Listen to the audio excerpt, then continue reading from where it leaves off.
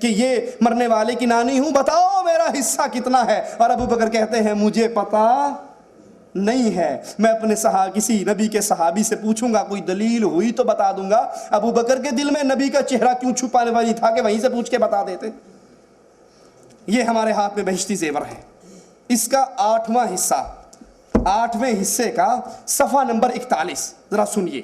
کہتے ہیں کہ ایک بزرگ بیان کرتے ہیں، ہمارے پیر کی مریدنی تھی، اس کا بیٹا سکول میں پڑھنے گیا، استاد نے کسی کام بھیجا، وہ پانی میں گرا اور ڈوب کر مر گیا۔ استاد کو خبر ہوئی، اس نے حضرت سری کے پاس خبر دی، سری سکتی اٹھے، اس مریدنی کے گھر چلے گئے اور اس کو صبر کی نصیحت کرنے لگے اور یہ صبر کا مضمون بیان کیا۔ وہ بی بی مرید، پیر تو پیر، یہ پیرنی بھی بڑی سرکار شے ہے، وہ بی بی کہنے لگی بابا یہ صبر کی باتیں مجھے کیوں سنا رہے ہو؟ کہا تیرا بیٹا صبح ڈوب گیا تھا ایک جگہ پہ اور مر گیا ہے، اس کی تجھے تلقین کرنے آیا ہوں کہ صبر کر، اللہ سے اجر پا۔ کہنے لگی میرا بیٹا؟ کہا ہاں تیرا بیٹا۔ کہا میرا بیٹا کبھی نہیں ڈوبا۔ یہ کہہ کر کہا چلو اس جگہ پر جہاں میرا بیٹا ڈوبا تھا۔ وہ صبح کا ڈوبا ہوا، شام ہو گئی اور یہ اس کو پکڑ کے لے آئی۔ وہاں پر پہنچ کے اس لڑکے کا نام زار تھا، دریا کے کنارے پہ کھڑے ہوئے کہا زار۔ اس نے امام غائب کی طرح سر نکال کر کہا جی اماں جان۔ کہا چل چلیے کر لوں۔ اشرف علی تھانوی بہشتی زیور 8واں حصہ صفحہ نمبر 41۔ صبح کا ڈوبا ہوا، رات ہو گئی، اس نے کہا زار، اس نے سر باہر نکالا جی اماں جان، کہا کر چلیے، باہر آ گئی، گھر چلے گئے۔ کرنا اس عورت پہ جو مصیبت آنے والی ہوتی ہے، مصیبت کون بھیجتا ہے؟ اللہ بھیجتا ہے نا۔ کہا اس عورت پہ جو مصیبت آنے والی ہوتی ہے اس کی اس کو پہلے سے خبر کر دی جاتی ہے، لیکن اس مصیبت کی خبر نہیں کی گئی، تو خبر کون کرتا ہے؟ تو اللہ بھول گیا نا، اس نے خبر نہیں کی اس لیے وہ زندہ ہو گئی۔ کہا اس پر مصیبت آتی ہے تو وہ فوراً اس کو اطلاع کر دی جاتی ہے، اور اس دفعہ اس کو وہ اطلاع نہیں دی گئی۔ یہ اشرف السوانے ہے، اس اشرف السوانے کا صفحہ نمبر 15 ہے۔ یہاں پر بھی مردے زندہ ہو کر آ رہے ہیں، کیسے ذرا سنیے۔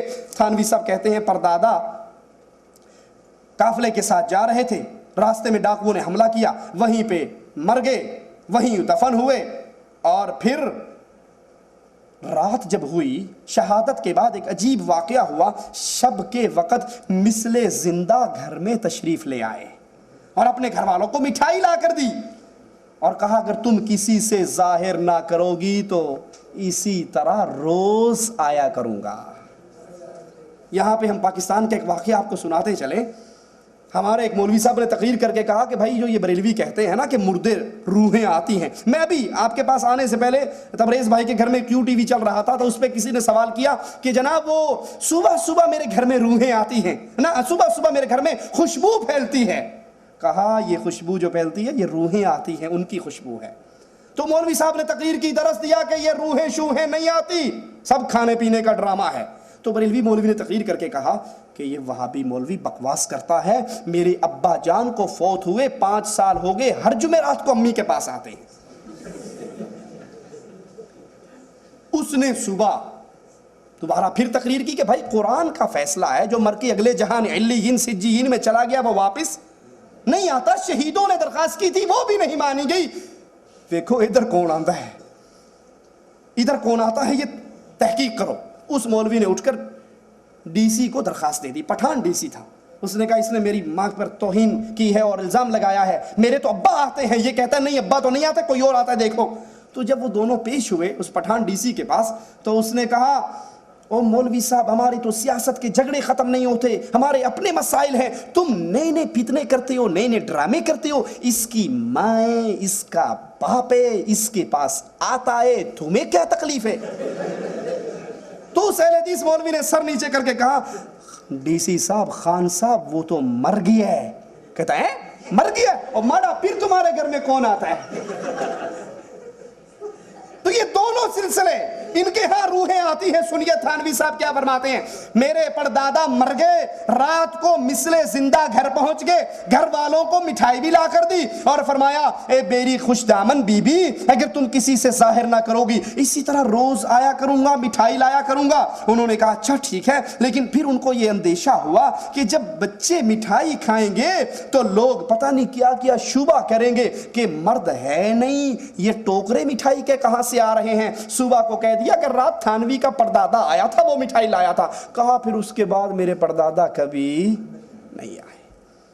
قرآن کہتا ہے کہ شہیدوں نے کہا اللہ ایک مرتبہ ہمیں دنیا پہ بھیج دے، ہم وہاں جا کر پھر تیرے راستے میں شہید ہونا چاہتے ہیں. ان کو تو نہ بھیجا گیا. اس نے شہید نے کہا قال یا لیت قومی یعلمون بما غفر علی ربی وجعلنی من المکرمین. کاش میری قوم کو پتہ لگ جائے اللہ نے مجھے کیا انعام دیا ہے. وہ تو واپس نہ آئے، لیکن یہاں سنیے تھانوی صاحب کیا فرماتے ہیں، کس کو واپس بلاتے ہیں.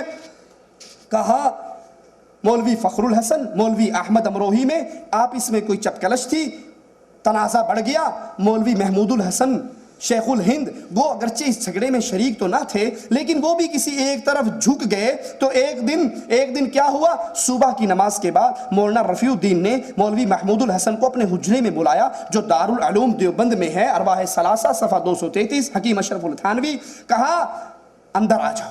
اندر داخل ہوئے، بند حجرے کے کواڑ کھولے، سردی شدید کا موسم تھا. مولانا رفیع الدین نے کہا بات کرنے سے پہلے ذرا میری یہ رضائی اوپر لی ہوئی نا سردی کی، یہ رضائی دیکھو. مولانا نے جو ہی رضائی کو ہاتھ لگایا تو خوب بھیگ رہا تھا، پانی تھا. انہوں نے کہا حضرت یہ کیا، اتنا پسینہ آپ کو کیسے آیا ہوا کہ رضائی پانی ہوگی. کہا ابھی مولانا قاسم نانوتوی جو مر چکے ہیں، مارا وہ تو مر گیا ہے، پھر کون آتا ہے، وہ تو مر چکے ہیں. کہا ابھی قاسم نانوتوی اپنے جسد عنصری کے ساتھ تشریف لائے اور میرا جسم پسینہ ہو گیا، میرا لبادہ تر بتر ہو گیا. اور مجھے انہوں نے آ کر کیا کہا، محمود الحسن کو کہو کہ اس جھگڑے میں نہ پڑے، میں نے تمہیں وہی بات بتانے کے لیے بلایا ہے.